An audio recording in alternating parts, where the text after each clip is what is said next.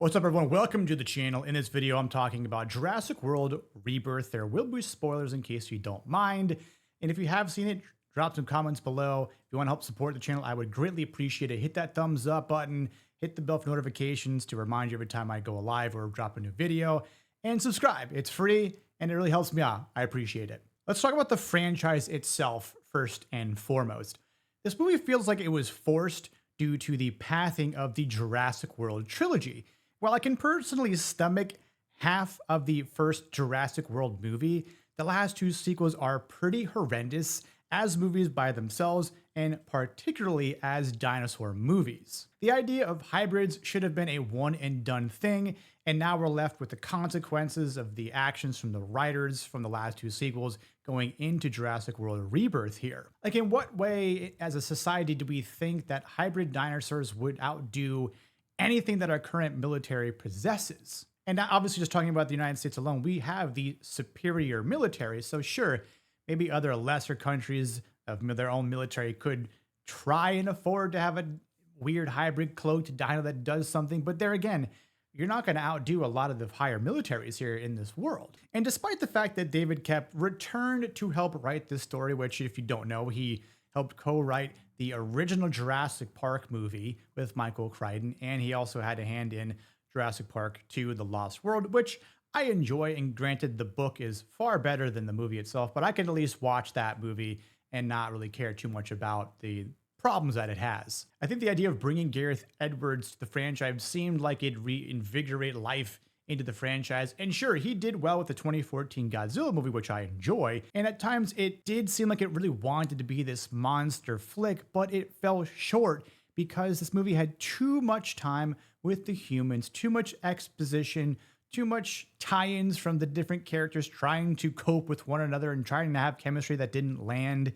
And we didn't even get a single dinosaur battle. And again, with Gareth Edwards being involved here, doing the 2014 Godzilla movie, where, oh, we have kaiju battles. He didn't even think once, maybe we should incorporate a dinosaur battle into this movie. Maybe the fans would actually like to see that. I for sure thought that we were going to see that D-Rex fight those four Spinosauruses that we saw in the water, that, you know, somehow at the end of the movie, when they have to go to the dock, that the D-Rex would follow them.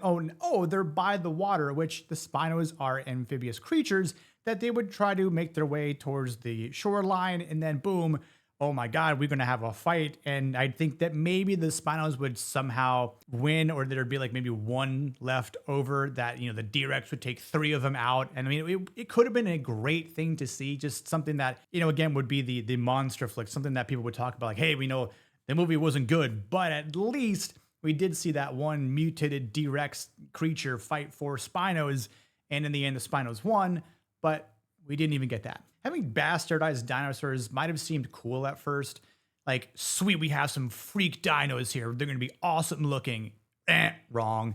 We barely see the D-Rex, period, at the end, and it's all nighttime out, so we don't really get a, you know, super good look at him.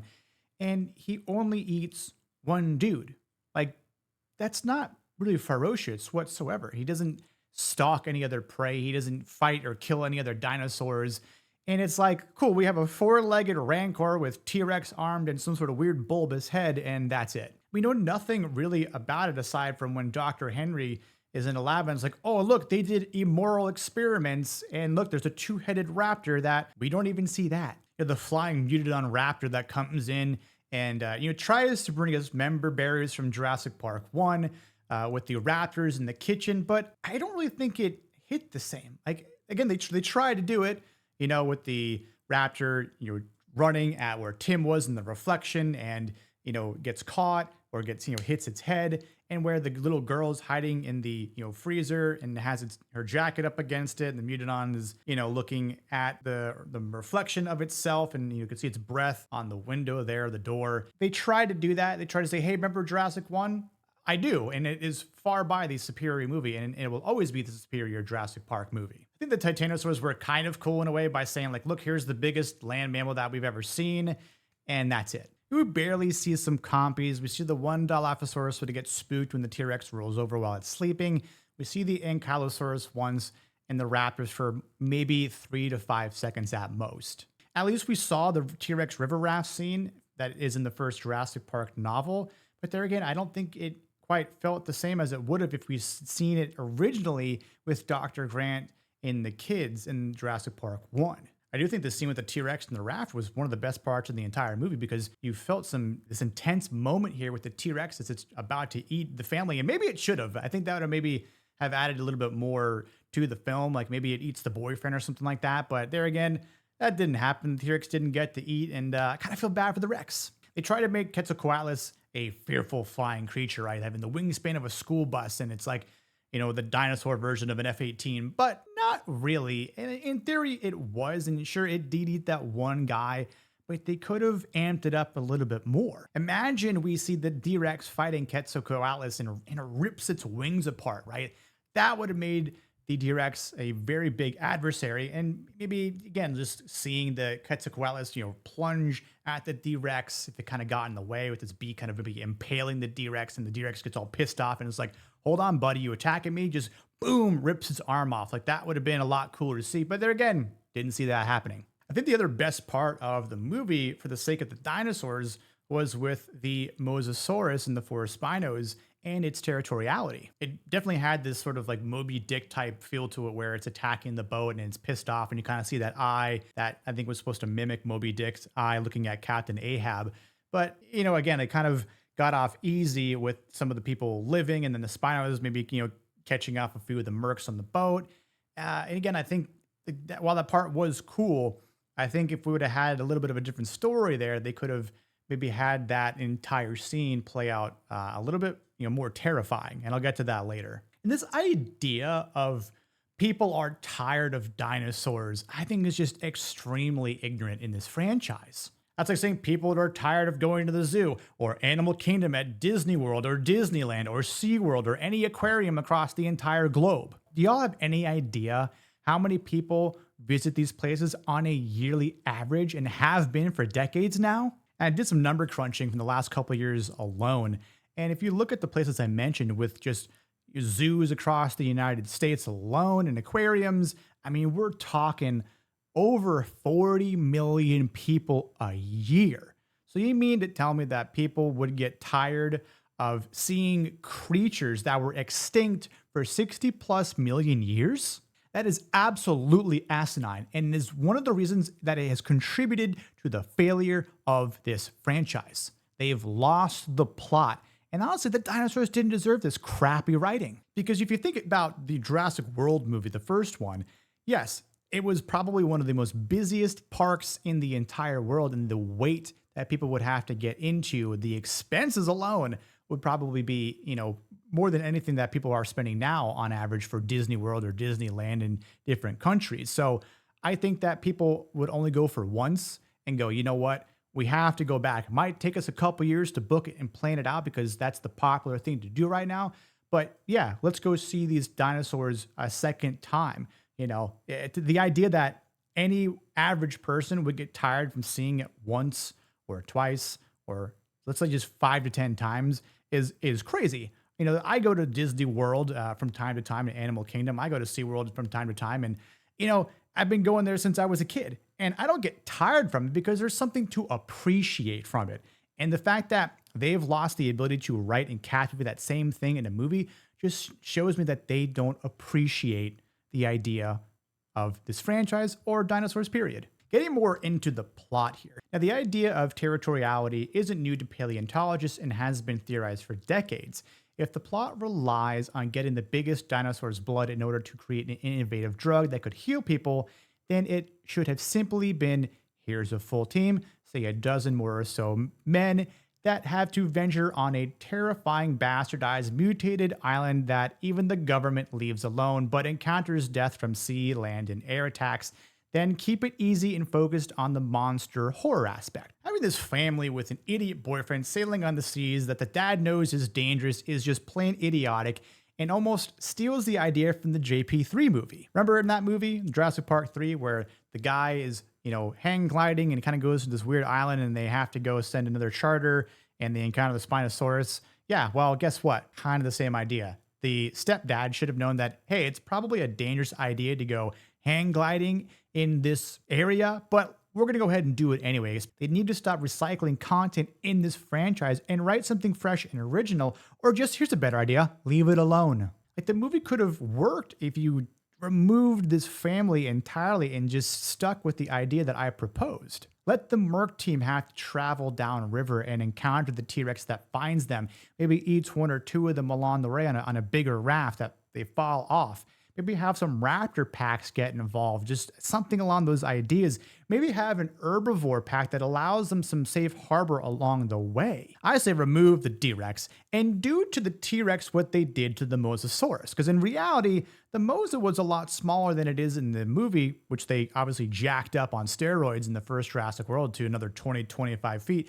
Which again, we see here in this movie that's also insanely fast in the sea. Like, the idea of making a T-Rex look the way it normally looks, but let's add 20, 25 feet to it and maybe another 15 feet taller. Like, the T-Rex has been getting snubbed in this franchise for, let's see, Jurassic Park 3, Jurassic World 1, 2, 3, and 4 now. And sure, maybe in this movie it doesn't fight anyone and it kind of just is left alone. But there again, the idea of making the T-Rex this fearsome dinosaur isn't really existent in this movie either. I think it needs to return to its former glory, literally being called the Tyrant, the king of the dinosaurs. Like, let's bring it back to that former glory. I think about it when we first heard that T-Rex stomp in Jurassic Park.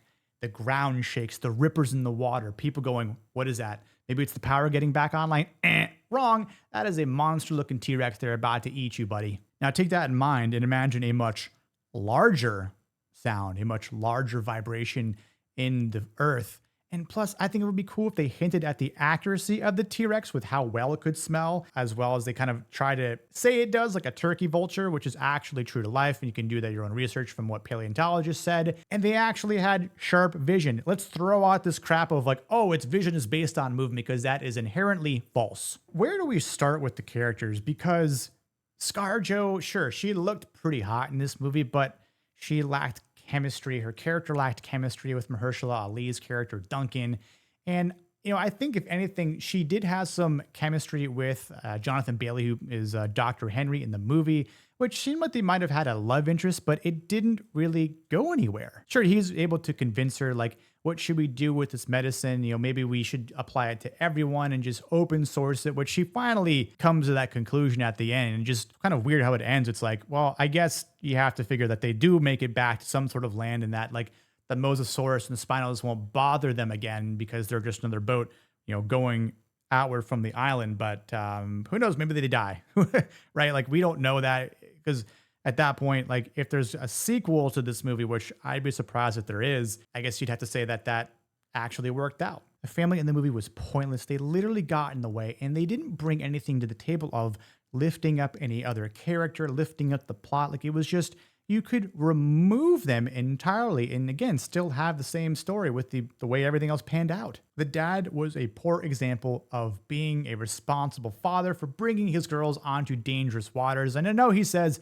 we've made this trip before, it's fine. And it's like, when's the last time we made this trip? Because even the youngest daughter says, what if we encounter one of those things? And he's like, oh yeah, we won't do that. Of course you will, you idiot. Also, being the father, he should have put his foot down for bringing this loser boyfriend who isn't even confident in himself, where he later says in the movie, I don't know what she sees in me. And it's like, buddy, no one knows what we see in you, because you're literally someone who doesn't even require to be in this movie. If you were left out, the movie would be just fine and probably a bit better. The other mercenary crew members were obviously dino fodder, and that's always going to be the case, which is fine. The main cast in Jurassic Park 1 didn't die because they had to stay alive, but there were other people who were expendable, and they obviously bit the dust, from raptor attacks or, T-Rex kills. And, that's just going to happen because you need to happen in this type of movie. Even with my proposed option of having a full mercenary team of, say, like 12 people, you would have to kill a majority of them. Now, this film tries to build this backstory for Dr. Henry, working under Dr. Grant, name drop, and, Zora, how she's lost her mate in Yemen from a car bomb, and, Duncan, who lost a child and now has marital issues. But like, the weight of these things isn't really felt in the movie. Like, there's nothing that really captivates me when I hear these things, because it's like, what does that really bring to the table? Name dropping Dr. Grant for Dr. Henry is irrelevant. He didn't really need to say that. He could have just been like, hey, I'm a paleontologist and I worked at this museum studying dinosaurs, especially after they've been brought back to life. Here I am. Zora losing a mate somewhere overseas in the Middle East. Like, that's happened to plenty of people. How is that relevant to here? And Duncan, who lost a child and has marital issues, like, sure, but what does that really invoke for his character? Like, again, he wants to do the right thing, speaking of Duncan, for rescuing the family and tries to, protect the little girl, but like, that's what the father is there for. And again, he didn't do the right thing by bringing them into this dangerous situation in the first place. So that whole backstory for Duncan could be almost seen as a waste of time and maybe just irrelevant, period. And in some cases, they just don't seem like this hardened mercenary group. They just seem very lackadaisical and just, very like down to earth, like, oh yeah, we're just going to go to this island and, like whatever. We're not really hard badasses whatsoever, but like, half of them get eaten. The other two kind of survive and are somewhat reformed because they quote unquote did the right thing. I don't know. Again, it feels so weak to me. I don't know about you guys, but I think the main characters should have had, different backgrounds. Like, add more weight to maybe how Zora lost an entire squad overseas and is trying to do the right thing this time and not make these wrong decisions because, when, let's say, shit hits the fan, she's trying to course correct her life by saying, I made this mistake once with my entire crew, not going to do it again with these people, even though the situation is entirely different because we're not fighting other people. We're fighting a bunch of, reimagined dinosaurs from 60 million years ago. I didn't have a problem with the CGI or cinematography, really. I think those were some of the best parts of the movie. Like, a lot of the CGI was very well done, with all the dinosaurs. And, again, just hearing John Williams' legendary score will never get old, but it's too bad it gets associated with bad sequels. Anyone who knows me knows I'm a huge fan of dinosaurs. I have a leg sleeve of a T-Rex fighting a Triceratops with the end of the world with, lava bursting up and, blacked out sun. And if it were me, I would absolutely go see dinosaurs multiple times if they actually existed. As I said before, I've gone to Animal Kingdom numerous times in my life. I've gone to SeaWorld numerous times in my life. I've gone to, the aquariums to see a whale shark before. So I would never really get tired of seeing a dinosaur that existed 60 million years ago. Now, all that suffice to say that if I have to give this movie a rating, I'd probably give it a 5 out of 10. I don't know if I'll ever watch this movie again, and unfortunately, I'm not sure if I can really recommend it. Maybe once, but that'd be all. Maybe get your satiation for seeing a dinosaur movie, but then when you're done seeing it, you might go, I need to see the original, and let that kind of quench my thirst and wash my palate. Look, personally, I think we need to stop making these Jurassic World movies because it's clear no one has a clue in how to rightfully proceed and make a comprehensive film in a world set with dinosaurs living amongst humans. And I think the biggest thing about this movie is whether or not it'll be profitable in time and how bad the weekly fall off will be, because we know we're getting Superman and Fantastic Four at the end of the month. And while people suspect that Fantastic Four won't do well, and maybe that will bode well for Jurassic World, but Superman has a chance of doing well, and unless people will see that and go, maybe I want to go see Jurassic World instead, we'll see. We'll know more in the coming weeks. This movie was projected initially to make $312 million worldwide. Now, based on what I could find, this movie did have a production budget of $180 million. But if you add in the marketing budget to the overall cost, it's believed that it would somewhere fall between the range of $330 million to $400 million. Which is less than the other Jurassic Worlds, especially Fallen Kingdom and Dominion, which probably is the benefiting factor for Rebirth here. And as I'm editing this video here today, I'm looking at Box Office Mojo here, we see it has a worldwide number of $349 million. And the numbers are split right down the middle almost, with domestic and international at 174 million apiece. Now, it does seem like it had a bit of a fall off on Sunday and Monday, and it had an uprising here on Tuesday. But again, as of this editing, Superman has now been released in theaters, which may or may not have effect on Jurassic World Rebirth. And we'll know in the coming weeks ahead what the fall off numbers are like, or maybe there will be a little resurgence. Maybe people don't care so much about Superman, or maybe they haven't had a chance to watch this movie and maybe they decide to see Superman first and then they decide to watch this next, or maybe they just didn't care about Superman and they want to see a Jurassic World movie, or they want to see both. So there's a number of scenarios that could help or hurt this movie. My expectation in the beginning was that this movie was going to do over $500 million, which it's almost there. And again, this is just this first week that it's been out in theaters. You know, if we add another 5 to 6 weeks of it being in theaters, again, the international push is going to be, a big impact for this, as we can see here alone.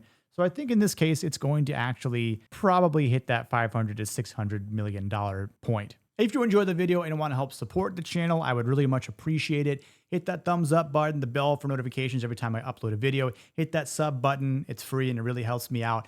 And I will catch you next time here on the Plot Tracks Back. Cheers.